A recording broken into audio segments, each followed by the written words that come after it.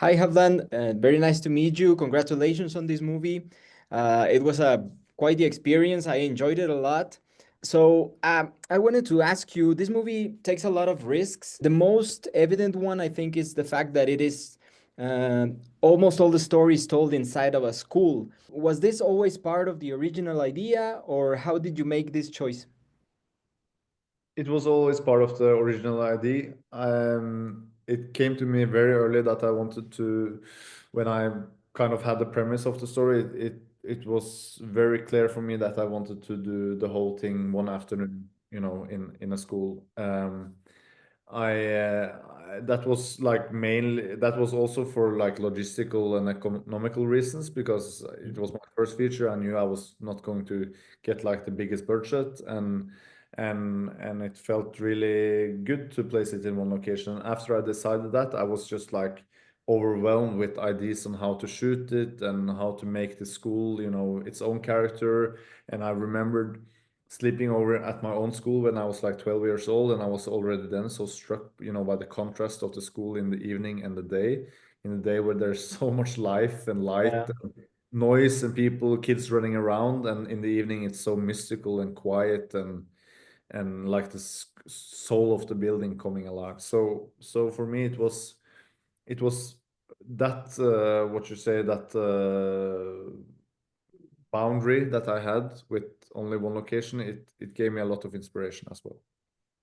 Speaking of this type of challenges while filming this movie, I was watching some scenes and I was thinking how hard it must have been to uh, direct some of the sequences. Is there a particular scene that you find it was very hard to make? Yeah, there was a lot of scenes that were very hard to make. Um, I think the rain scene was one of the most stressful and difficult ones. Because it was so much logistic with all the extras and with the rain that we needed to produce in the right way, and there was a whole choreography on how people were going to move, and it was quite an emotional scene for some of them.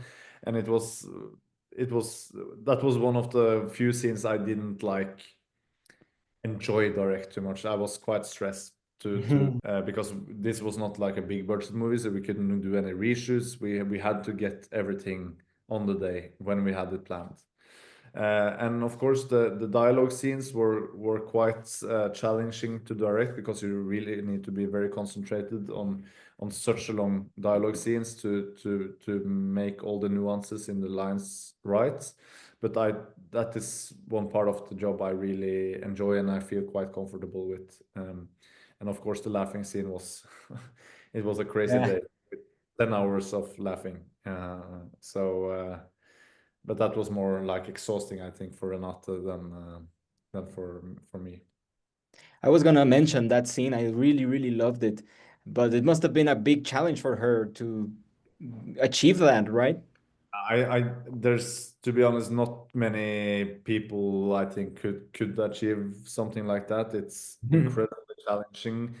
For many people, for many actors, it's difficult just to laugh a little bit. It's almost more difficult to laugh sometimes than to cry on movies, and to laugh for 7 minutes, it's quite extraordinary. And of course, the we she gave us so much material that day. She gave us just incredible performances throughout the day. And in the end, she was quite exhausted for crying and laughing for 10 hours. So Yeah, I imagine. she had 5 days off after that. Great. That scene in particular, did you think about it like that? The direction was to have this long laugh, or was it like as long as she could hold a laugh?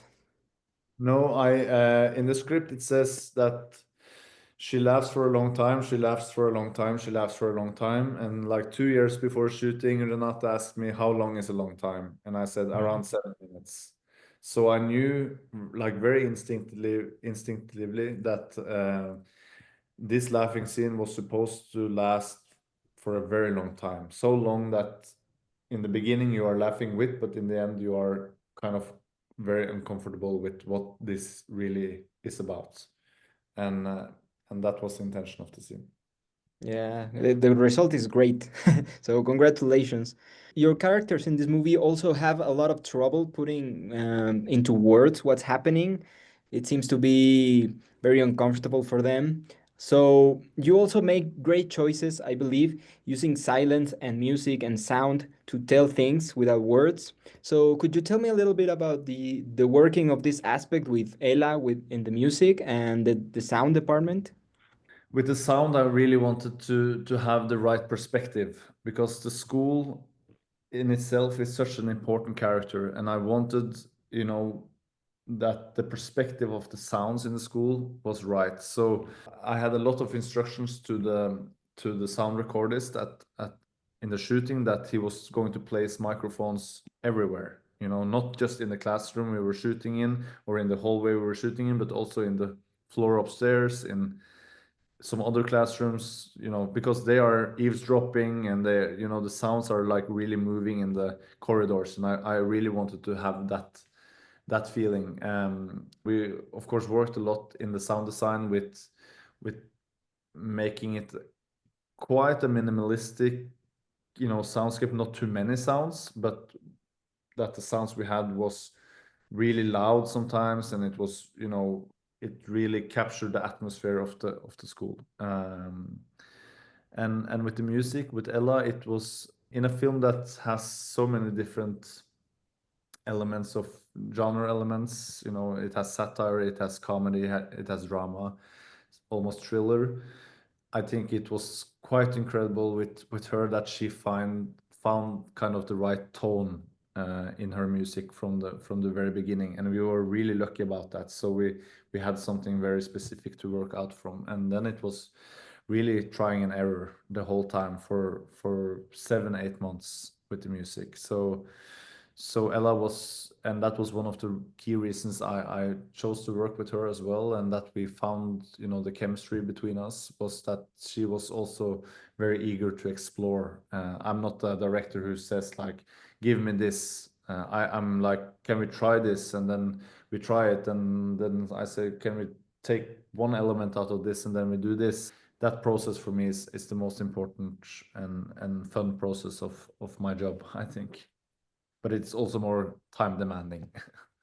Great. Yeah, right.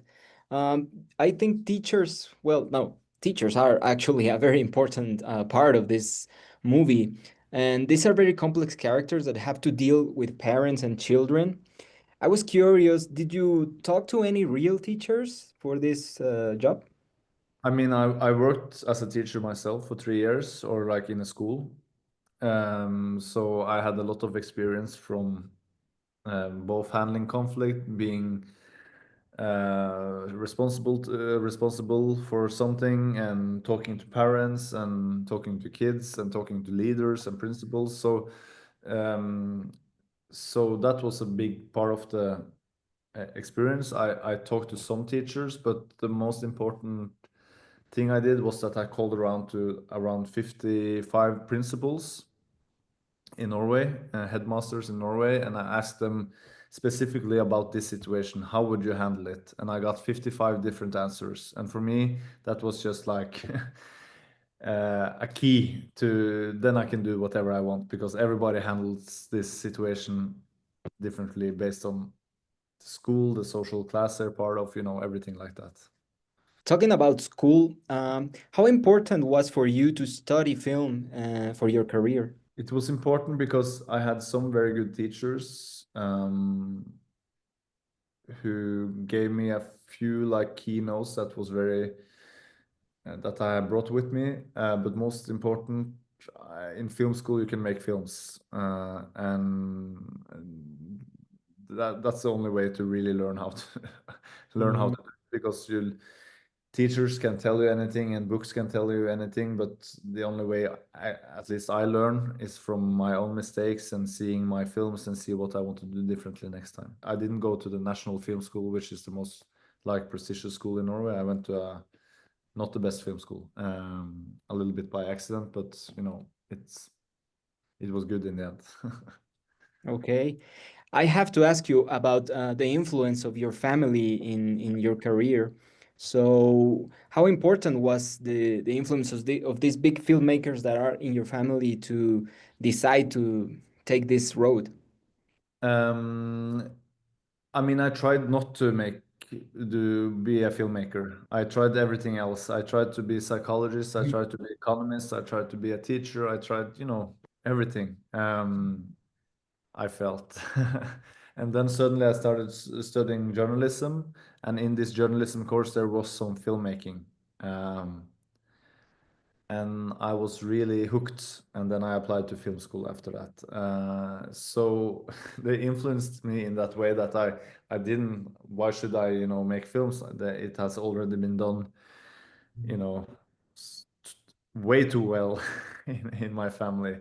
Why should I even touch that?